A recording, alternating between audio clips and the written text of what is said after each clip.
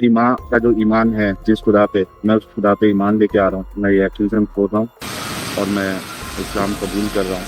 आप में से जिस किसी को भी मजाक उड़ाना है, मेरा मजाक उड़ा सकता है। मैं मेरी माँ के खुदा पर ईमान लेके आ रहा हूँ और मैंने इस्लाम अभी कबूल किया हुआ। ये है एक्स मुस्लिम साहिल। पहले तो ये यूट्यूब पर चपेट के इस्लाम की बुराई किया करते थे, लेकिन अब कह रहे हैं मुझसे ना होगा, मैं इस्लाम में वापस जा रहा हूँ। अरे भाई, तुमने इस्लाम छोड़ा ही कब था? और क्या ये सब सिर्फ सोशल मीडिया पर पॉपुलैरिटी पाने, भर भर के डोनेशंस लेने के लिए किया था? क्योंकि इससे पहले भी कई लोग आए, सोशल मीडिया पर खुद को एक्स मुस्लिम कहा, हिंदुओं से सिंपैथी ली, मदद के नाम पर डोनेशंस लिए और बाद में अपना असली चेहरा दिखा दिया, यानी कह दिया कि हमसे नहीं होगा। मेरा नाम सलीम अहमद है और मैं भी इसी तरह से एक मुस्लिम टाइप हूँ और हम वाकई में इस चीज को महसूस कर रहे हैं कि हमारे शब्द जो है वो किसी भी तरह से सही नहीं थे।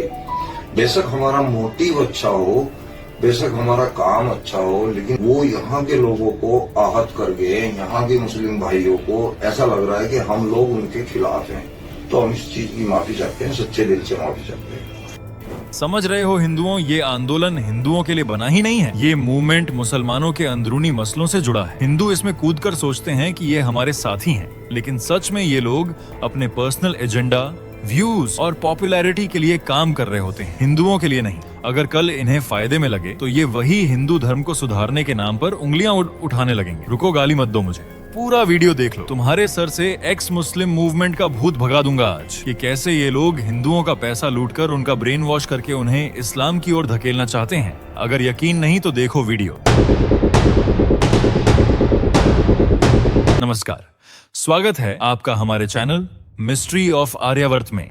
एक्स मुस्लिम्स एक ऐसी बिरादरी जो असल में न तो सही से इस्लाम छोड़े हैं, न किसी और धर्म में गए हैं, बस एक काम करते हैं, गाली देना, निंदा करना और पब्लिसिटी लेना। और सबसे मजेदार बात ये कि इनकी एक्टिंग देखकर लगता है जैसे ये किसी ओटीटी वेब सीरीज के विलन बन गए हों, लेकिन असलियत में ये बस सोशल मीडिया के छोटे मोटे अटेंशन सीकर हैं, जिनकी दुकान केवल एक ही प्रोडक्ट बेचकर चलती है, इस्लाम बुरा है।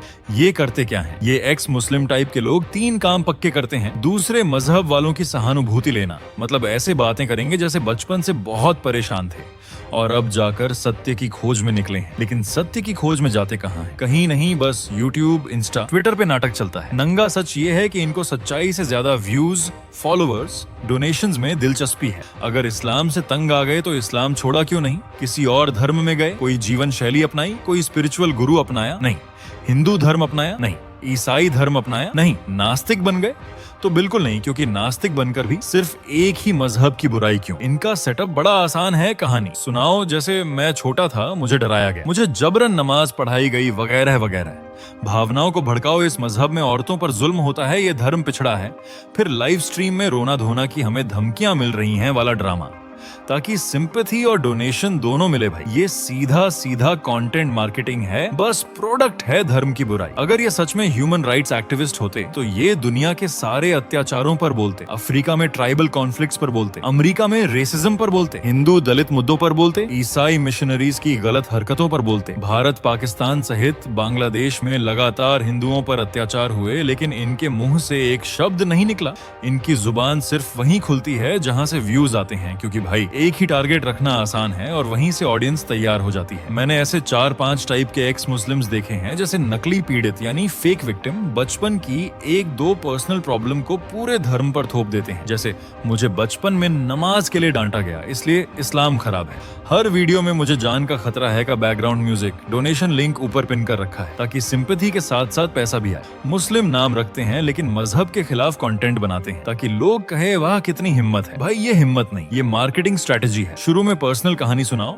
फिर उस पर बेस्ड पूरी आइडियोलॉजी बना दो। सुनने वाला बोलेगा अरे बेचारे का क्या हाल हुआ, और वहीं से सिंपैथी पॉकेट में। और इनका विक्टिम कार्ड मार्केटिंग, मुझे धमकी मिली तो ऑडियंस की प्रोटेक्ट करने वाली फीलिंग जाग जाएगी। भाई, ये धमकी वाला एंगल भी व्यूज और शेयर्स का बूस्टर है, क्योंकि YouTube एल्गोरिदम को पता है कि रिलीजियस कंट्रोवर्सी के वीडियोस में ज्यादा कमेंट्स और व्यूज आते हैं। एक्स मुस्लिम वाले जानते हैं कि जैसे ही वो कोई आयत का हाफ क्लिप लेकर देखो, लोग इस्लाम ऐसा है कहेंगे, कमेंट्स में लड़ाई होगी, व्यूज बढ़ेंगे, चैनल ग्रो होगा। ये एल्गोरिदम का फायदा उठाकर कंट्रोवर्सी बेचते हैं। अब सुनने वालों के लिए एक सवाल है कि अगर ये लोग सच में सुधार करना चाहते तो मस्जिदों में चर्चा करते, इस्लामी विद्वानों से बहस करते, किताब लिखते, समाज में काम करते। लेकिन ये कहाँ करते हैं? कैमरे के सामने बैठ बैठकर 5 रुपए की माइक लगाकर 1 घंटे की लाइव स्ट्रीम में सिर्फ गाली और ट्रोलिंग। और एक बात, इनका कैमरे के सामने का चेहरा और असल जिंदगी का चेहरा दोनों अलग होते हैं। कैमरे पर आवाज में दर्द, आंखों में आंसू, और हर तीसरे वाक्य में मैं सच बोल रहा हूँ। बैकग्राउंड में उदास म्यूजिक ताकि सिंपैथी मीटर फुल हो जाए।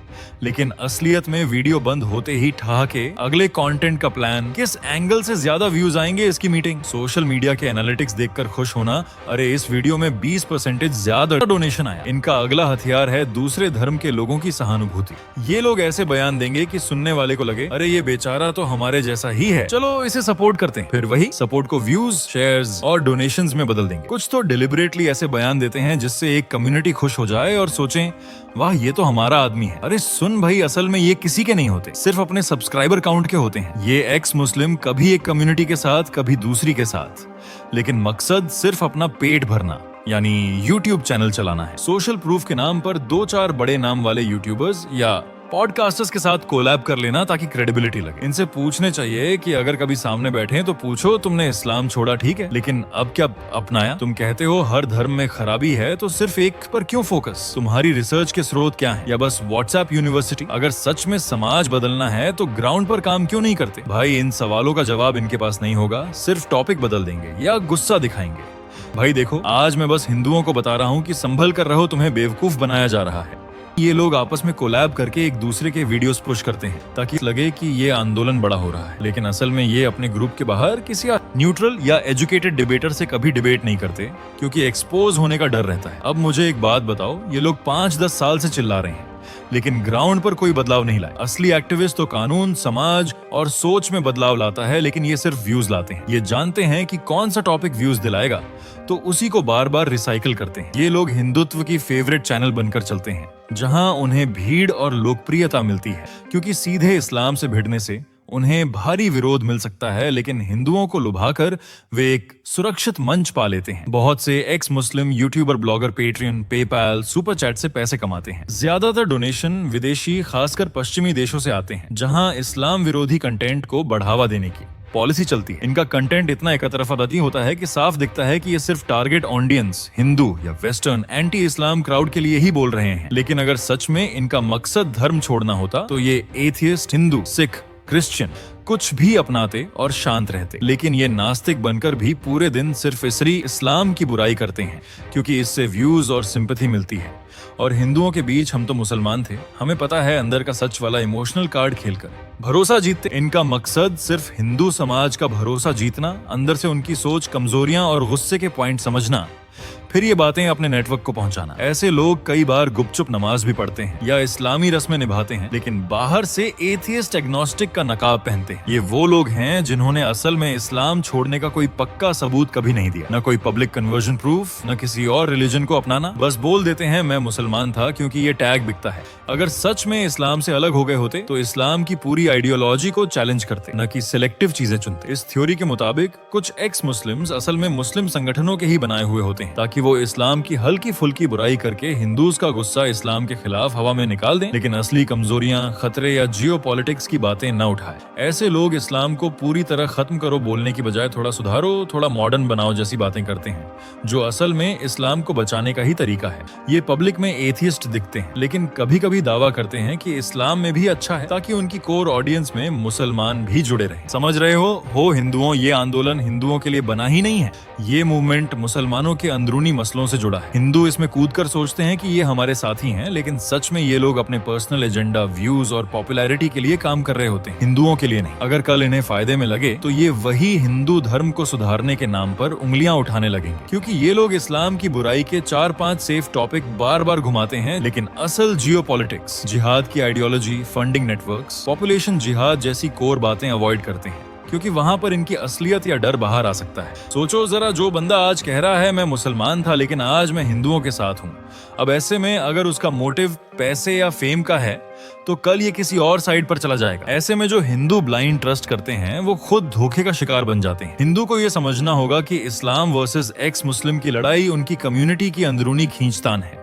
तुम्हारा काम है अपने समाज, अपने धर्म, अपनी सुरक्षा पर फोकस करना, न कि किसी और की लड़ाई में अपने रिसोर्सेज झोंकना। अगर तुम्हारा घर जल रहा है और तुम पड़ोसी के घर के झगड़े में शामिल हो जाओ तो नुकसान किसका होगा? तुम्हारा ही। सोशल मीडिया पर #एक्स मुस्लिम जिंदाबाद का नारा लगाना इंस्टेंट डोपामिन हिट देता है, पर इससे ग्राउंड रियलिटी नहीं बदलती। आज नारा लगाने से कुछ हासिल नहीं होगा। असली काम नॉलेज बिल्ड करना, ग्राउंड पर काम करना और अपने कम्युनिटी को स्ट्रॉन्ग करना है। अगर कल को कुछ फेक एक्स मुस्लिम हिंदुओं के बीच पॉपुलर हो जाए तो वो हिंदू समाज में सॉफ्ट इस्लाम पुश करने लगेगा। जैसे देखो, हर मुसलमान बुरा नहीं होता, इस्लाम में भी अच्छे कॉन्सेप्ट है, और जब तुम पहले ही उसे अपना हीरो बना चुके हो तब उसका असर और भी खतरनाक हो जाएगा। देखो, हम ये नहीं कह रहे कि सभी एक्स मुस्लिम्स एक जैसे होते हैं, लेकिन जो बड़े बड़े मंचों पर बोलते हैं, पॉपुलैरिटी पाते हैं, डोनेशंस लेते हैं और बाद में इस्लाम में चले जाते हैं, ये उनके लिए है। ऐसे में हिंदुओं को चाहिए कि इमोशनल न होकर प्रैक्टिकल सोचें। कोई एक्स मुस्लिम सच में इस्लाम छोड़ चुका है, ये वेलकम की बात है, लेकिन ब्लाइंड ट्रस्ट, हीरो वर्शिप और नारेबाजी में कूदना सिर्फ नुकसान देगा। हिंदू को इनसाइडर व्यू का लालच दिया जाता है, मैं मुसलमान था, अंदर से जानता हूँ, तुम्हें सच बताऊंगा, और हिंदू सोचते हैं वाह ये तो हमारी ही बात कर रहा है,